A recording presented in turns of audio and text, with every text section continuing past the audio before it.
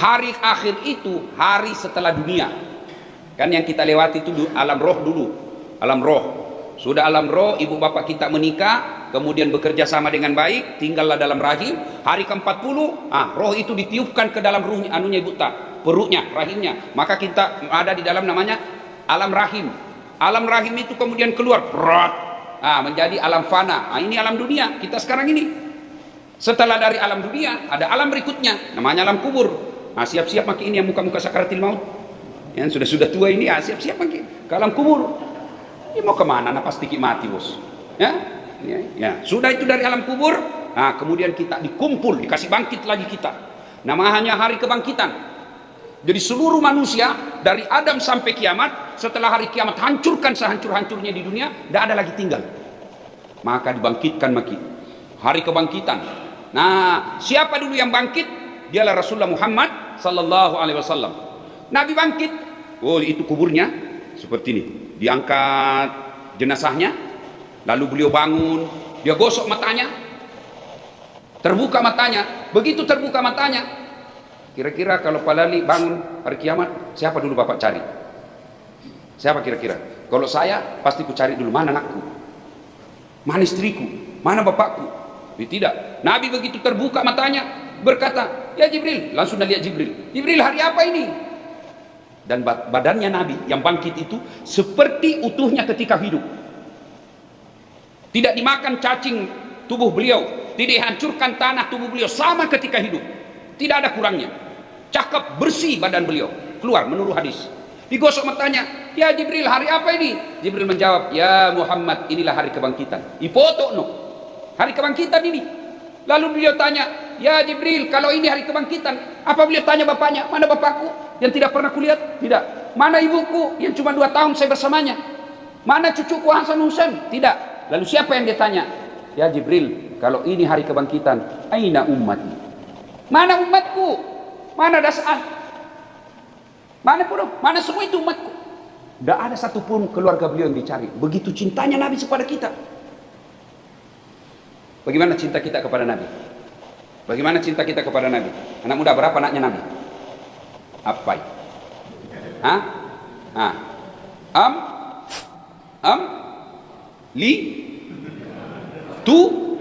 Bingung maki?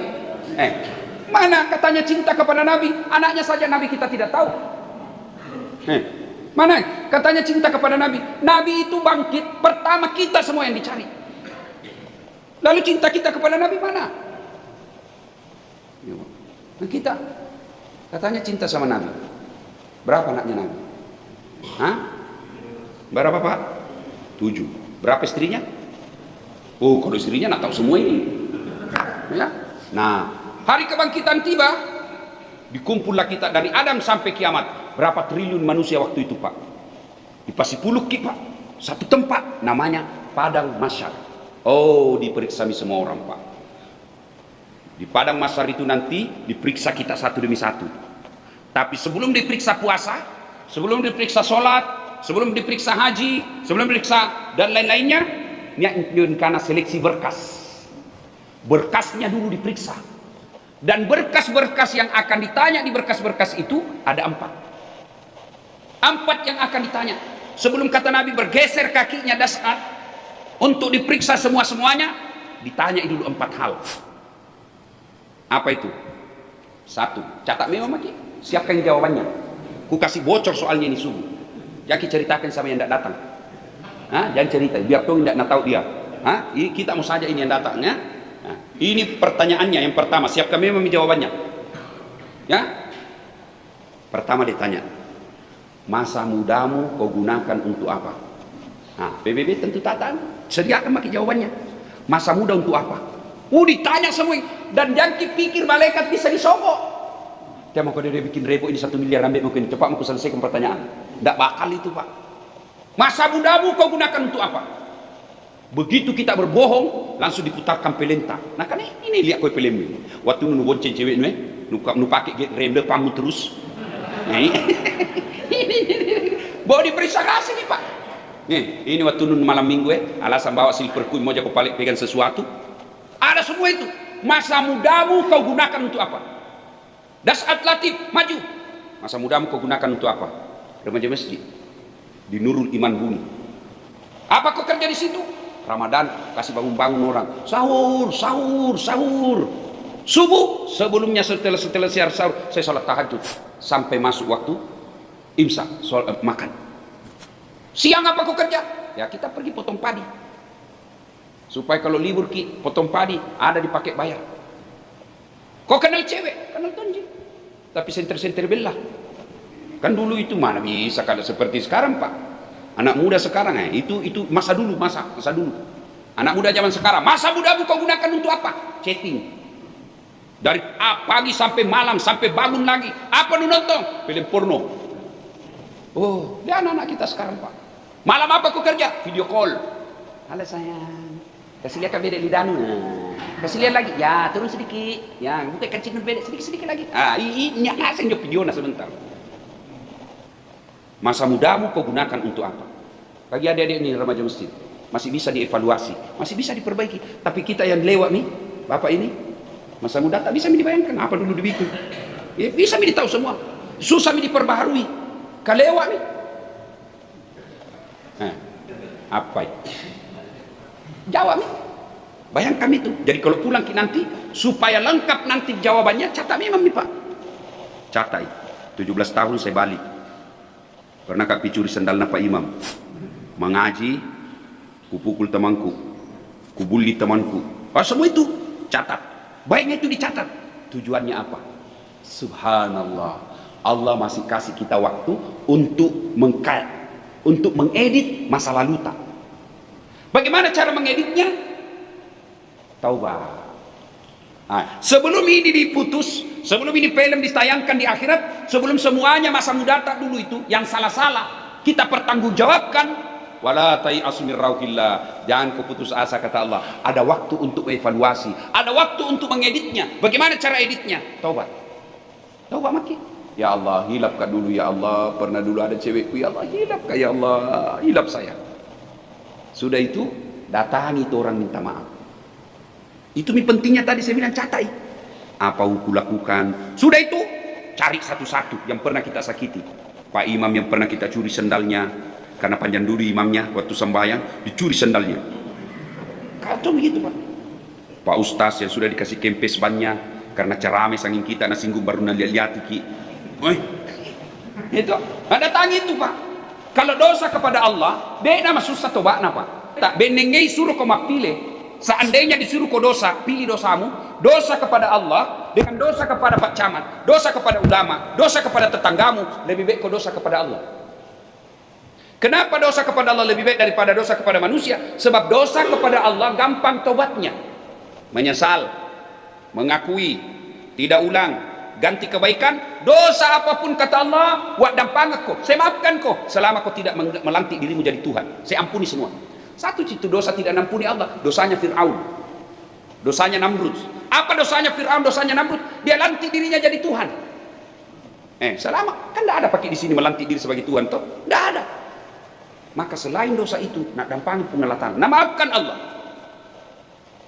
Itu enaknya kalau dosa kepada Allah, menyesal, mengakui, tidak ulang, ganti kebaikan, habis. Tapi kalau dosa kepada tetangga ini agak berat. Kenapa? Harus minta maaf sama dia. Tidak cukup minta maaf saja, kasih kembali barangnya yang pernah kuambil. Bertetangga, misalnya kemarin bertetangga kita ambil tanahnya tetangga diserobot 1 meter, syaratnya pamoter kios. Selama tidak dikasih kembali itu tanahnya tetangga taubatnya tidak diterima dan akan berperkara nanti di akhirat. Ya Allah, nambil itu tanahku 30 cm. Gara-gara tanahku nambil 30 cm, tiap hujan di Makassar pasti banjir rakodo. Saya minta keadilan. Allah bilang kalau begitu ambil sholatnya 30 tahun itu orang. Itu makanya kalau dosa kepada Allah diedit. Cara editnya taubat. Bagaimana cara taubatnya Ustaz? Istighfar. Astagfirullahaladzim wa atubu ilaihi. Mau yang lebih sahdu. Astagfirullah Rabbal baraya, sambil kita bayangkan dosa yang pernah kita lakukan. Astaghfirullah minal khataya. Atau istighfarnya Nabi Yunus, la ilaha illa anta subhanaka inni kuntu minadz dzalimin. Ulang-ulang. Istighfar gugur dosa, istighfar gugur dosa, istighfar gugur dosa. Makin banyak istighfarnya, makin banyak dosa yang hancur.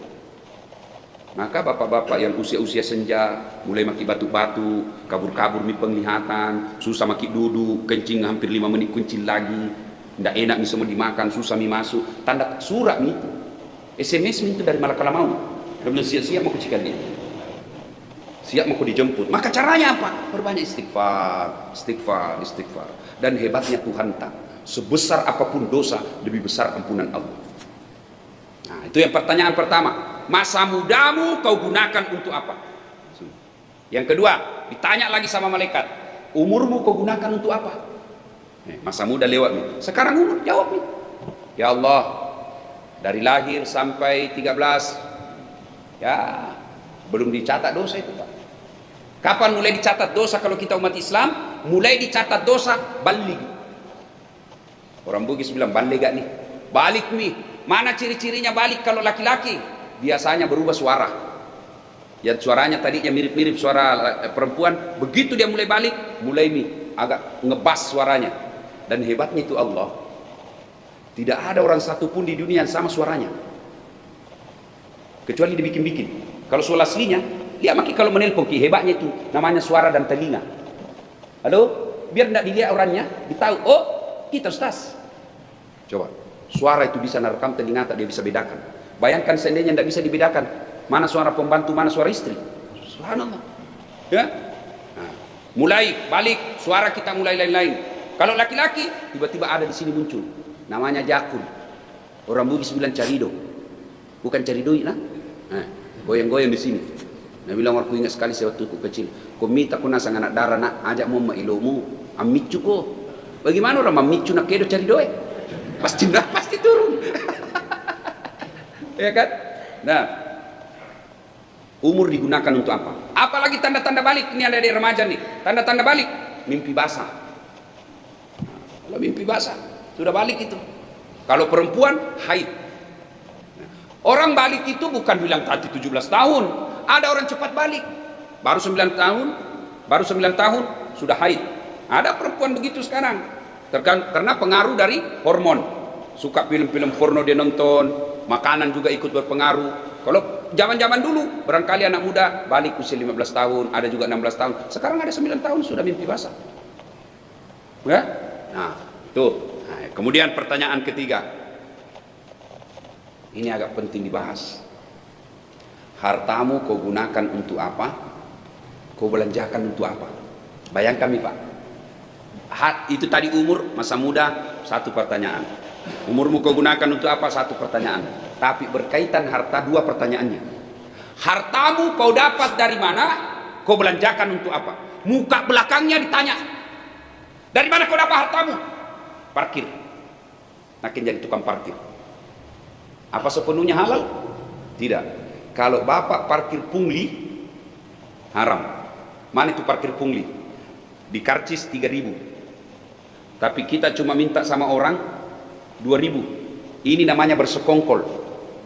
Dia bilang jangan kau pakai parkir supaya saya tidak bayar 3.000, 2.000 mau. Nah kau juga untung. Ini berkolaborasi namanya ini. Barang salah nak parkir. Kalau dia ini tukang parkir seperti ini, ya, ini yang namanya pungli, pungutan liar, haram. Kalau kira-kira masuk neraka 17 miliar nak curi, kipas-kipas sih Pak, 17 miliar. Kalau parkir 50.000 tidak masuk neraka, tidak seimbang nih bos. Nah, hartamu kau gunakan untuk apa? Dari mana kau dapat? Harta kau dapat dari mana? PNS. Apakah sepenuhnya halal? Tidak. Belum tentu halal. Kalau dia menjadi PNS nyogok, selama dia terima gajinya itu, selama itu dia makan uang haram. Gajimu kau dapat dari mana? PNS. PNS apa kok? Polisi. Tapi masuk polisi nyogok, selama dia terima gajinya itu, selama itu dia makan uang haram. Jadi jangan heran, ada orang dilihat rumahnya mewah, bagus. Kenapa itu anaknya sangat rasu-rasu? Tidak ada dengar Pak. Tidak pernah dilihat anaknya masuk dalam masjid. Tidak pernah dilihat anaknya, tidak pernah dilihat mengaji. Tidak pernah dilihat anaknya pergi berjamaah. Uang haram terus namakan itu anak. Hartamu kau dapat dari mana? Analisa ekonomi. jual-jual bensin. Apa sepenuhnya halal? Belum tentu. Nah, campur minyak tanah. Itu bensin murni. Ternyata campur minyak tanah. Ditanya, kenapa kau tulis bensin murni? Kan namanya istriku murni. Jadi kau tulis bensin murni, pakai kepala talang. Maka hati-hati. Hartamu kau dapat dari mana? Pakai kontraktor. Oh, hati-hati kontraktor. 9 semen dipakai harus tertulis di situ. 5 jina pakai. Hati-hati. 4 sak semen ditimbung kau nanti bos. Disamek di beton kau. Hati-hati pak. Hartamu kau dapat dari mana? Hati-hati. Nah ini yang membuat kita nanti akan berurusan di akhirat. Banyak masuk neraka gara-gara harta. Saya heran lihat orang yang mencuri uang, menghalalkan segala cara, banyak di rumahnya, makan juga sudah dilarang makan nasi. Kan hari itu orang banyak uangnya tapi dilarang makan nasi, tapi masih serakah pak. Mau kau apa? Kau makan saja paling 1 mangkok contoh selesai berbunuh. Nah tidak habis itu hartamu, tapi masih mencuri kiri kanan, ngambil kiri kanan, itu setan. Maka untuk soal harta ini Allah ajarkan kita, wa barakatan fir rizqi. Ya Allah berikan kami rezeki yang barakah. Apa itu berkah? Banyak? Tidak. Sedikit? Tidak tentu juga. Apa itu berkah? Penuh manfaat. Ada orang pak pegawai honor di suami istri, tapi alhamdulillah bisa pergi umroh. Barakah itu hartamu bos. Ada orang hartanya berlimpah-limpah, banyak sekali uangnya, tidak pernah pergi lihat tanah suci. Tidak berkah itu hartamu.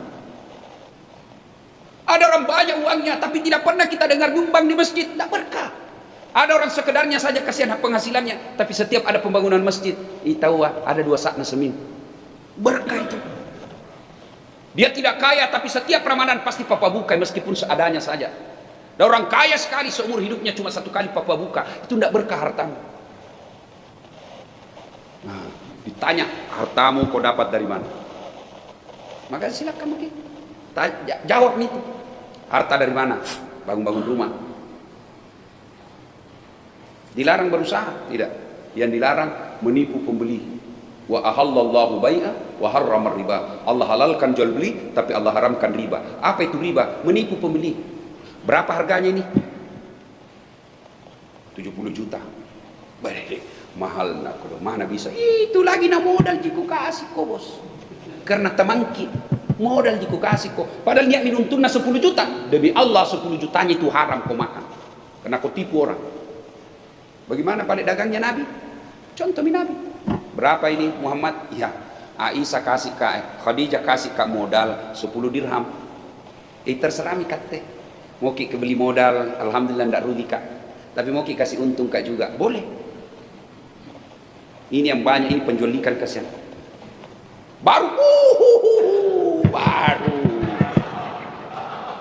Baru untung nak kodok limbi ji.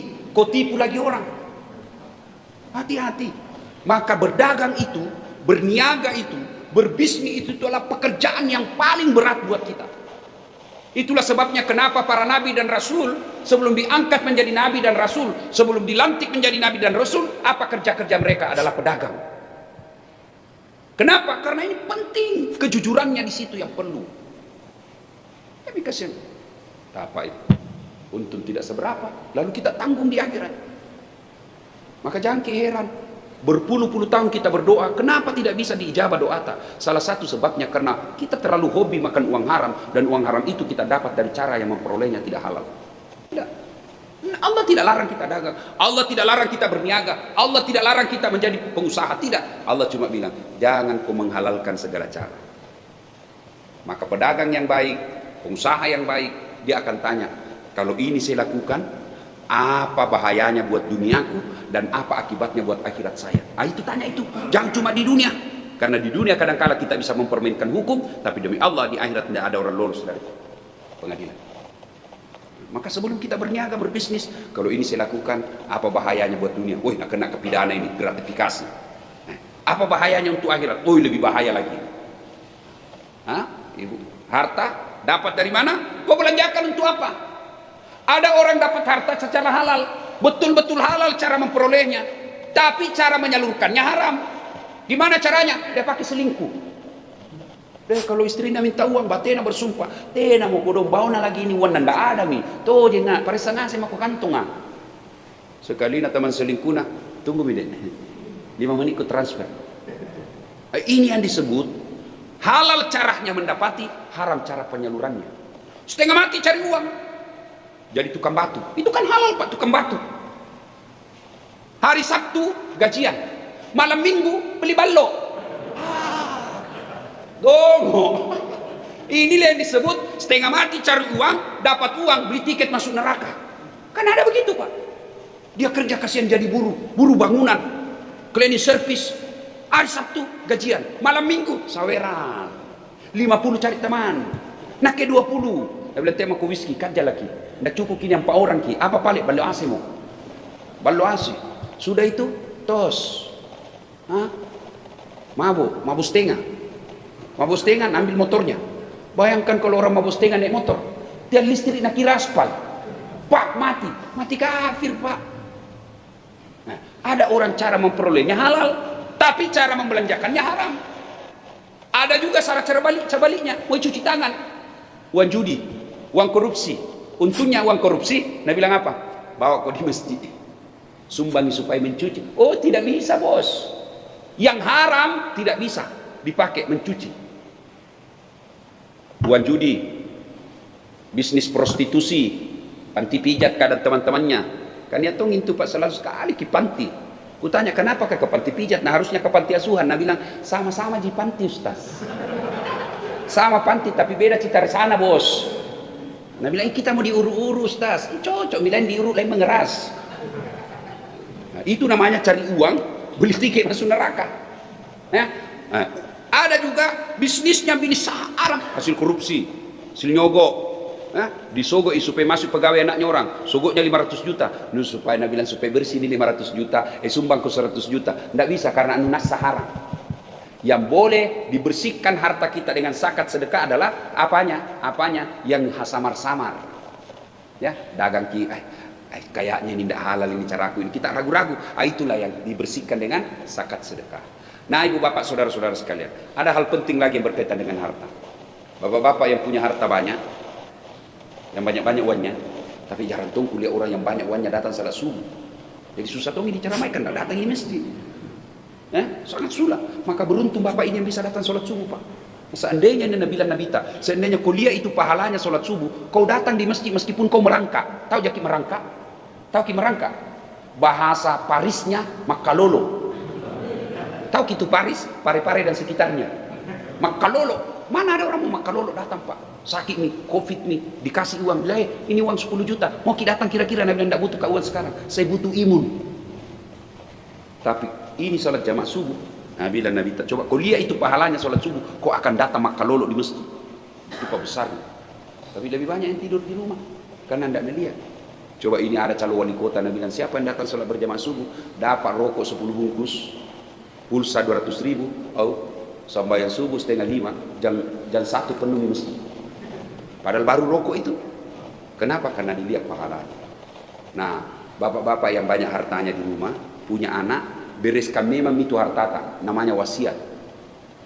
Ini berapa banyak orang Pak saya lihat meninggal, 1 tahun kemudian bertengkar anaknya, dan tidak malu Pak, berpengadilan, adik kakak. Baik dia anakku, betul baik anak tak, tapi istrinya provokator. Ini yang biasa ini mantu. Masa kau anak pertama tidak ada nunda apa? Kau yang ngurus bapakmu dari waktu nak kena stroke, kau yang mandikan bapakmu. Kenapa itu adikmu tiba-tiba dapat banyak rumah? Mulai ribut. Gara-gara istri provokator. Dan juga kita takut sama istri. Ya tahu gitu bapak. Wah hebat dia di luar Pak. Singa di luar Pak. Gak ada orang berani ganggu Pak. Sekali sampai di rumah deh, Hello Kitty. Ada juga begitu takut sama istri. Akhirnya apa? Berdosa sama orang tuanya. Orang tuanya sudah meninggal, berperkara harta. Maka bapak-bapak yang Allah beri rezeki, selesaikan memang. Itu namanya dalam Islam wasiat. Berwasiat memang maki. Belum dikasih. Lebih bagus lagi kalau dikasih memang modal usaha. Apa kalau mati maki Pak? Kalau dikasih masih hidup kita bisa tegur ketika dia salah, kita bisa didik. Saya kasih ke warisan dari semua harta ini bagianmu kau rumah. Ya, baik-baik kau di sini. Kau bagianmu ini ruko. Pak, bagi rata memang. Karena kalau meninggal maki berperkara mereka, kita yang disiksa di kubur. Maka berwasiat. Belum mau kasih anakku wasiat misalnya, simpan, panggil notaris, ini wasiatku. Mobilku si Bunsu. Rumahku ini karena ada itu anakku kodong darah sekolahnya, tidak pernah sekolah, tapi dia ngurus baik sama saya. Ini mebalak tawana. Berjelas memang. Ya, itu kebun di kampung karena ada anakku suka sekali pulang kampung itu nih bagiannya. Catat semua supaya kita meninggal, datang notaris, bacakan ini wasiat, aman anak-anak. Tapi kalau tidak, lihatlah itu sekarang berperkara. Maka sebenarnya warisan sebaik-baik warisan untuk anak itu bukan harta, tapi apa? Ilmu. Kasih dia ilmu biar dia hidup dengan ilmunya, dan itu ilmu tidak bisa merampok saudaranya. Dan yang terakhir yang akan ditanya di akhirat kelak, yaitu ilmumu kau gunakan untuk apa? Arsitek gunanya untuk apa? Itu ilmu bawa tong supaya gampang masuk surga. Saya arsitek Ustaz, alhamdulillah, manfaatkan itu ilmu untuk kebaikan. Apa? Gambar masjid. Jangan dibayar, gratis ini gambarku. Ini tong tidak perlu modal otak saja, dan Allah kasih ke otak, tidak perlu saya bayar. Sudah, saya gambar masjid. Itu nih pahala. Saya punya ilmu komputer, kau gunakan untuk apa? Alhamdulillah, kalau rusak komputer di masjid, saya bantu. Saya punya ilmu apa? Aplikasi, bikin apa itu, jaringan apa semua. Saya bantu itu masjid. Ada panti asuhan, saya sumbangkan dia, saya perbaiki komputernya. Ada saya perbaiki apanya? Ilmu gunakan untuk apa? Saya ulangi, mudah-mudahan ini kita catat baik-baik, kita siapkan jawabannya. Masa mudamu kau gunakan untuk apa? Usiamu kau gunakan untuk apa? Hartamu kau dapat dari mana? Kau belanjakan untuk apa? Dan yang keempat, ilmumu kau gunakan untuk apa?